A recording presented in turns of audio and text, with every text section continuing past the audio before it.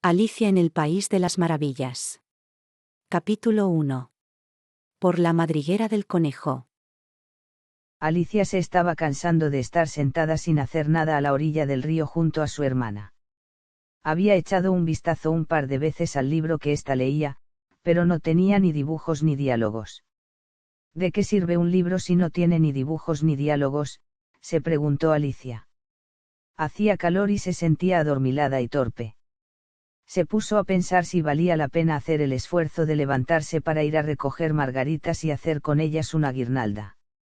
La idea le gustaba, pero levantarse. Y de pronto apareció un conejo blanco de ojos rosados que saltó corriendo cerca de ella. No era algo muy raro, y tampoco le pareció a Alicia que fuera muy asombroso que el conejo dijera en voz alta: ¡ay! ¡ay! ¡Dios mío! ¡Qué tarde voy a llegar!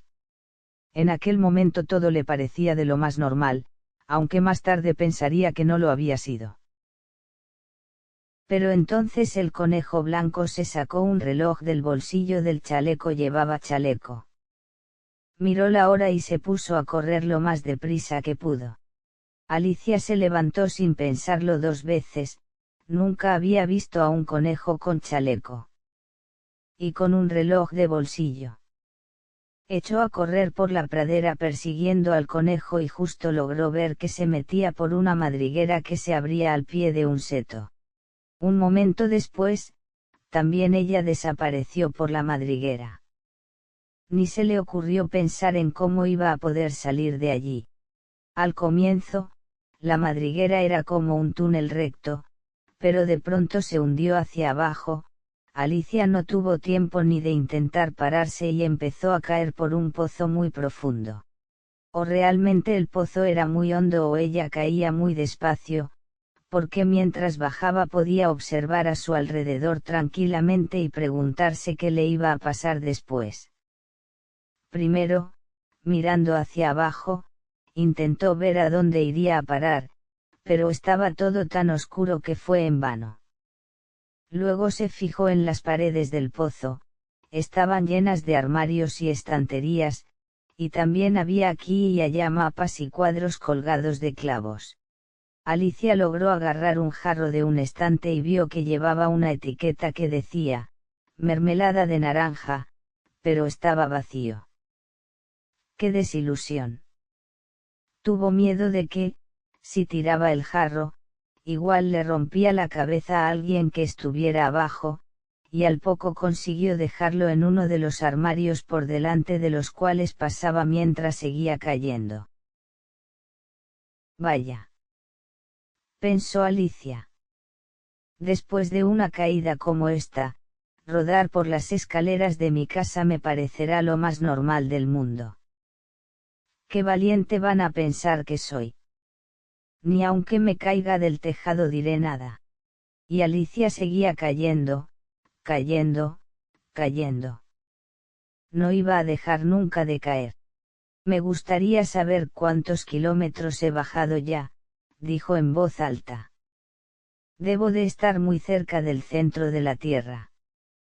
Vamos a ver, me parece que está a 6.500 kilómetros de profundidad.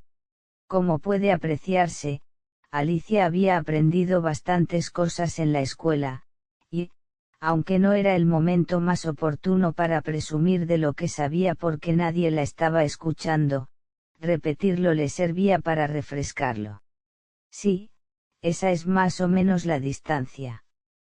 Pero entonces, me pregunto, ¿a qué latitud o longitud he llegado? Alicia no tenía ni idea de qué era la latitud ni la longitud, pero le parecieron unas palabras hermosas para decirlas en ese instante. A lo mejor caigo atravesando toda la tierra. Qué divertido será salir de repente por donde vive toda esa gente que anda sobre la cabeza. Los antipáticos, creo que se llaman. Se alegró de que nadie la estuviera escuchando, porque no le sonaba bien la palabra. No era esa, pero ¿cuál era? Siguió diciéndose. Tendré que preguntarles cómo se llama el país donde viven. Por favor, señora, ¿Podría usted decirme si esto es Nueva Zelanda o es Australia? Y mientras se dirigía a la imaginaria señora, hizo una pequeña reverencia. Alicia haciendo reverencias mientras caía y caía por el aire. La pobre señora se horrorizaría ante mi ignorancia. No será mejor no preguntar nada. Igual lo veo escrito en alguna parte. Y como seguía cayendo y no podía hacer nada, siguió pensando en voz alta. Pero lo hizo un poco triste porque se acordó entonces de su gata Dina. ¡Ay! ¿Cómo me va a echar de menos Dina esta noche? Espero que no se olviden de darle su platito de leche. ¡Ay, mi querida Dina! Cómo me gustaría que estuvieras aquí conmigo. Aunque por el aire no hay ratones. Podrías, en cambio, cazar murciélagos, que algo se parecen a los ratones. ¿Comerán murciélagos los gatos? En ese momento Alicia comenzó a adormecerse y entre sueños se iba preguntando, ¿comerán murciélagos los gatos? Hasta que cambió el orden y se dijo, ¿comerán gatos los murciélagos? Pero como no sabía contestar a ninguna de las dos preguntas, daba lo mismo que hiciera una u otra. Alicia notaba que se iba quedando dormida del todo y estaba ya empezando a soñar que se paseaba con Dina de la mano y, muy seria, le preguntaba, a ver, Dina, dime la verdad, ¿te has comido alguna vez un murciélago? Cuando de golpe, ¡paf!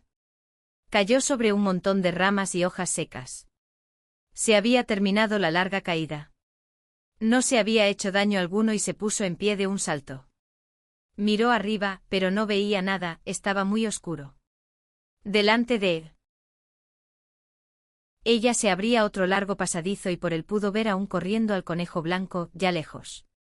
No podía perder un instante. Echó a correr tras él y, antes de que doblara un recodo, oyó que decía, por mis orejas y mis bigotes, se me está haciendo muy tarde. Y aunque Alicia estaba casi pillándolo, cuando dobló también ella la curva no vio al conejo por ninguna parte.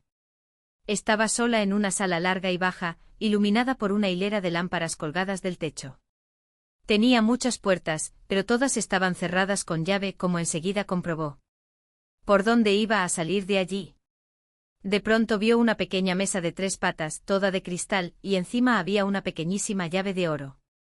¿Serviría para abrir alguna de las puertas? Pues no, porque o la llave era demasiado pequeña o las cerraduras demasiado grandes. Pero al inclinarse a probarla, descubrió una cortina baja que no había visto y tras ella encontró una puertecilla, como de 2 palmos de altura. Probó a abrirla con la pequeña llave de oro, y lo logró. Daba a un corredor diminuto como el de una ratonera. Se arrodilló para mirar por él y vio al fondo el más hermoso jardín que pudiera imaginarse. Qué ganas le entraron de pasearse por él, entre aquellas hermosas flores y frescas fuentes que divisaba. Pero no podía ni meter la cabeza por el agujero. Y además, aunque pudiera, pensó la pobre Alicia, ¿de qué me iba a servir sin los hombros? Cómo me gustaría poder plegarme como un telescopio. Hasta me veo capaz de hacerlo si supiera por dónde empezar. Pero tampoco le servía de nada quedarse plantada delante de la puertecita, y volvió a donde estaba la mesa, para ver si encontraba otra llave o al menos las instrucciones que le enseñaran a plegarse como un telescopio. Esta vez encima de la mesa había un frasquito. Pues antes no estaba ahí, dijo Alicia. Alrededor del cuello del frasquito había una etiqueta escrita con letras mayúsculas que decían «Bébeme». Alicia no iba a beberlo porque sí, sin más. ¿Y si era veneno? Había leído historias donde niños habían acabado con horribles quemaduras o devorados por fieras salvajes porque no habían hecho caso de las advertencias de sus amigos. Ella sabía bien que un hierro al rojo vivo quema muchísimo o que, si uno se corta el dedo muy hondo con un cuchillo, le sale mucha sangre. Y recordaba además que si uno bebía de una botella donde decía veneno, tarde o temprano le haría daño. Sin embargo, el frasquito no decía veneno por ninguna parte, y Alicia decidió probarlo. Le gustó su sabor. Era una mezcla de tarta de cerezas, natillas, piña, pavo asado, caramelo y crujientes tostadas con mantequilla. Y se lo bebió todo. ¡Qué sensación más rara!, dijo Alicia. Es como si me estuviera plegando como un telescopio. Así era, en efecto. Ahora solo medía unos 25 centímetros, y su cara se iluminó de alegría al pensar que de esa forma podría pasar por la puertecilla y entrar en el precioso jardín. No obstante, primero quiso esperar unos minutos para ver si seguía menguando, cosa que le preocupaba. ¿Y si acabo desapareciendo del todo? Como la llama de una vela cuando se apaga. ¿Qué será entonces de mí? Intentó imaginarse a qué se parece la llama de una vela cuando se la apaga de un soplo, porque no pudo acordarse de haberlo visto nunca. Al cabo de un rato, como vio que no menguaba más, decidió entrar enseguida en el jardín. Pero ay, pobre Alicia, cuando llegó a la puerta, se dio cuenta de que se había dejado encima de la mesa la llavecita de oro, y cuando fue a buscarla, no podía alcanzarla porque ella era demasiado pequeña. La veía a través del cristal e intentó trepar por una de las patas de la mesa, pero como también era de cristal, resbalaba. La pobre niña, desesperada, se puso a llorar. De nada sirve llorar, se dijo Alicia a sí misma con firmeza. Para ahora mismo. Alicia solía darse muy buenos consejos, aunque casi nunca los seguía. A veces le gustaba fingir ser dos personas distintas, y si una de ellas le hacía trampas a la otra jugando, la regañaba o incluso un día llegó a darle una bofetada. Pero no es el momento de hacerlo. ¿Cómo me voy a comportar como dos personas a la vez si apenas queda una? Poco después vio debajo de la mesa una cajita de cristal. La abrió y dentro había un diminuto pastelito con unas letras, hechas con pasas, que decían «cómeme». Bueno, me lo comeré, resolvió Alicia.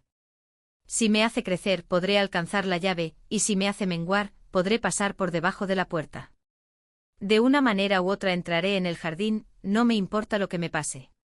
Mordisqueó el pastelito y, llevándose una mano a la cabeza, se puso a comprobar si iba hacia arriba o hacia abajo.